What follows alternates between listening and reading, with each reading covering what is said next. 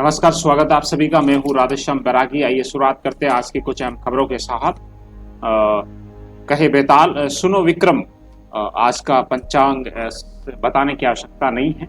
आज 15 अगस्त है, 75th independence day of India.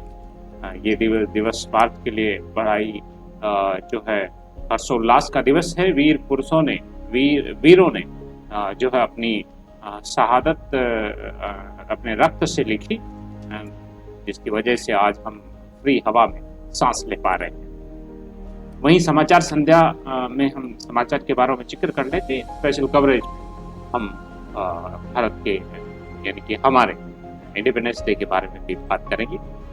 बिजली कंपनियों में 4 से भर्ती परीक्षा।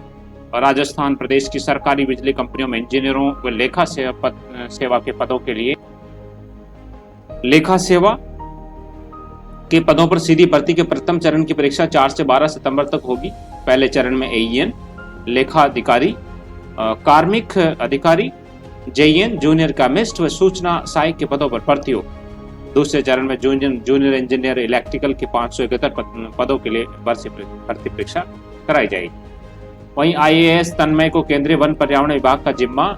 पूर्व मुख्यमंत्री वसुंधरा राजे के प्रिंसिपल सेक्रेटरी रहे राजस्थान कैडर के आईएएस तन्मय कुमार को केंद्रीय डेपुटेशन के दौरान वन पर्यावरण विभाग में जॉइंट सेक्रेटरी बनाया गया है। इसके अलावा इनके अच्छे काम को देखते हुए केंद्रीय प्रदूषण नियंत्रण बोर्ड का अध्यक्ष भी नियुक्त किया गया।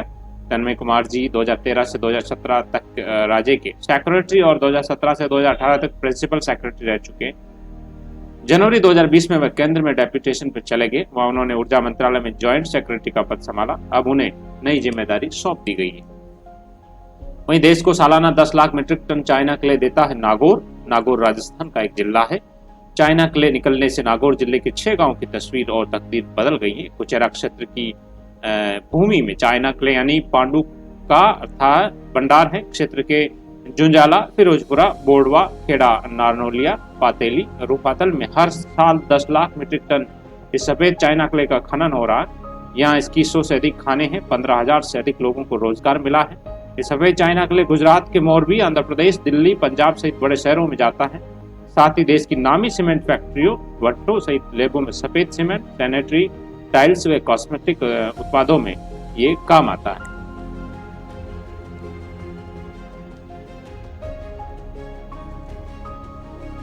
वही सर्वोच्च नागरिक सम्मान देगा अमेरिका।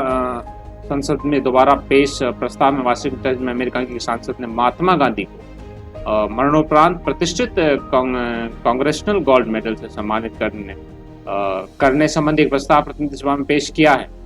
कैरोलिन बी मेलोनी ने कहा, विरोध प्रदर्शित करने के महात्मा गांधी के ऐतिहासिक सत्याग्रह अभियान ने दुनिया को प्रेरित किया। उनका उदाहरण हमें प्रोत्साहित करता है कि हम स्वयं को दूसरों की सेवा में समर्पित कर दें। तो सर्वोच्च नागरिक सम्मान अमेरिका देने वाला है महात्मा गांधी को, हमारे लिए सबसे खुशी की बात है। वहीं ब्रिटेन बेहद गंभीर मामलों की सुनवाई करने वाली क्राउन अदालत में 60,000 लंबित मामले ब्रिटिश इतिहास में सबसे ज्यादा हैं। ये लंदन ब्रिटेन को अपनी कानूनी व्यवस्था पर गर्व रहा है। दुनिया भर की फर्म ब्रिटेन की वाणिज्यिक अदालतों की दक्षता और निष्पक्षता की सराहना करती है, लेकिन कोरोना का संकट ने इस कानून व्यवस्था को कमजोर कर दिया। साल 2021 की पहली तिमाही के आखिरी में ब्रिटेन की क्राउन अदालतों क्राउन कोर्ट में करीब 60,000 लंबित मामले थे। एक साल पहले की तुलना में ये अवधि में 45% अधिक है। साथ ही ब्रिटिश इतिहास में अब तक के सबसे ज्यादा लंबित मामले क्राउन कोर्ट में बेहद गंभीर आपराधिक मामलों की सुनवाई होती है। ब्रिटेन में स्वतंत्र क्राउन कोर्ट है। कोरोना संकट के कारण मामलों की जांच में देरी हो रही। वहीं बॉर्डर के बाद हर साल रिलीज हुई देशभक्ति पर बनी कम से कम 2 फिल्में। उरी ने की सबसे ज्यादा कमाई। बॉर्डर सबसे ऐतिहासिक फिल्म थी, बड़ी चली थी। संजय देओल और सुनील शेट्टी और भी बहुत सारे बेहतरीन एक्टर थे उनमें। अब मेकर्स कर रहे राइटर्स से डिमांड, इंडो चाइना और इंडो पाक वॉर के हीरोज पर लिखे कहानियां। जाहिर सी बात, इन 2 चीजों पर अगर कहानियां लिखेंगे तो लोग इसके बारे में अधिक से समझ पाएंगे कि वास्तव में है क्या।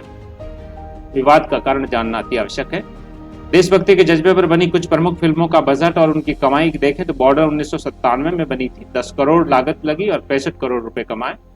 लगान ने 2001 में बनी थी, 24 करोड़ रुपए लगे, 65 करोड़ में कमाए। गदर 2001 में बनी, 19 करोड़ रुपए लगे और 133 करोड़ रुपए रिकॉर्ड तोड़ गदर ने बनाए थे। वहीं LOC 2003 में बनी, 33 करोड़ में बनी थी, 45 करोड़ रुपए कमाए। रंग दे बसंती 2006 में बनी थी, 28 करोड़ रुपए लगे थे और 97 करोड़ रुपए कमाए गए। वहीं राजी 2018 में बनी गई पिक्चर है, 38 करोड़ रुपए खर्च हुए और 193 करोड़ रुपए इन्होंने कमाए। वहीं उरी जो 2019 में बनी थी, 44 करोड़ रुपए लगे थे लेकिन 338 करोड़ रुपए कमाए थे। रिकॉर्ड तौर कलेक्शन राजी 2018, उरी 2019 और गदर 2001 का रहा है।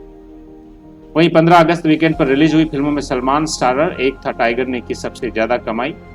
धड़कन, दिल चाहता, तेरे नाम, मंगल पांडे, चक दे इंडिया, कमीने, Aarakshan, Ek Tha Tiger, Singham return, Brothers, Rustom, Toilet, Gold, Mission Mangal, Gunjan Saxena और खुदा हाफिज ये पिक्चरें बनी, जिनमें जो है सबसे ज्यादा कमाई करने वाली जो पिक्चर थी वो एक था टाइगर थी। और रुस्तम 2216 करोड़ रुपए के साथ रही है, 311 टॉयलेट रही है, 290 मिशन मंगल रही है। तो ये काफी पिक्चरें हैं जो बेहतरीन हैं, छोटे बजट में अधिक पैसे कमा के गई है। लेकिन मेन तो जो मैसेज है भारत की जनता को वो सफल हुआ। अब 3 सेनाएं, एक कंट्रोल। जयपुर की पश्चिमी थिएटर कमान से सेना, वायुसेना के 4 लाख जवान मिलकर संभालेंगे जम्मू से भुज तक 2300 किमी सीमा की सुरक्षा। चंडीगढ़, पुणे, पालम, गांधीनगर की कमान जयपुर आएगी।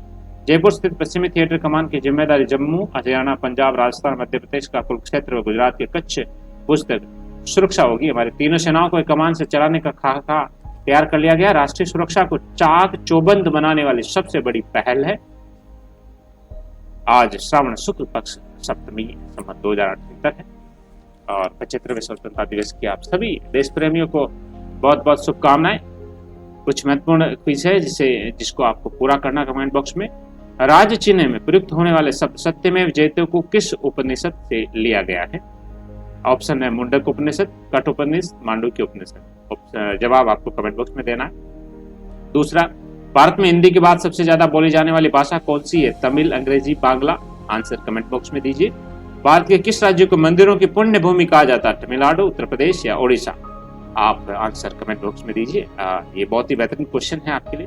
वहीं राहुल समेत कांग्रेस का ट्विटर अकाउंट अब अनलॉक होने लगा है, वो प्रतिक्रिया कर सकते हैं। वहीं डेवलपर्स सेंटर्स रियल्टर्स ने खरीदा। माल्या का किंगफिशर हाउस 52 करोड़ रुपए में बिका, 52 करोड़ रुपीज। विजय माल्या का किंगफिशर हाउस बिक ही गया। इसे हैदराबाद के प्राइवेट डेवलपर सेटर रियल्टर्स ने 52 करोड़ रुपए में खरीदा। किंगफिशर हाउस को डेट रिकवरी ट्रिब्यूनल DRT ने बेचा। बिक्री भाव अपने रिजर्व प्राइस 135 करोड़ रुपए का लगभग 1/3 है। इससे पहले शेयर्स की नीलामी से कर्जदाता 7,250 करोड़ रुपए की वसूली कर चुके हैं। पूर्व में हाउस की नीलामी 8 बार असफल हुई थी। वहीं आदिवासी महिलाओं के बनाए साबुन की अमेरिका में भी मांग। मध्य प्रदेश के खंडवा की 3 महिलाओं ने असंभव को संभव बना दिया। जिले के गांव उदयपुर में रेखाबाई बराड़े, ताराबाई बास्कले और कालीबाई कैलाश दिन में खेत पे काम करती और रात में बकरी के दूध और जड़ी बूटियों से साबुन बनाने का प्रशिक्षण लेती।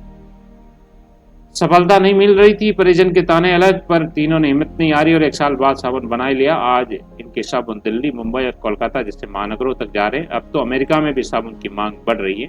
इनका एक साबुन 250 रुपए से 350 रुपए तक का है। तीनों महिलाओं ने गांव में छोटे से कमरे में इसे 3 साल से पहले शुरू किया। जज्बा है भारत में और टैलेंट भी है, बस उसको प्रोत्साहित करने वाले लोग कम है, हतोत्साहित करने वाले लोग ज्यादा है।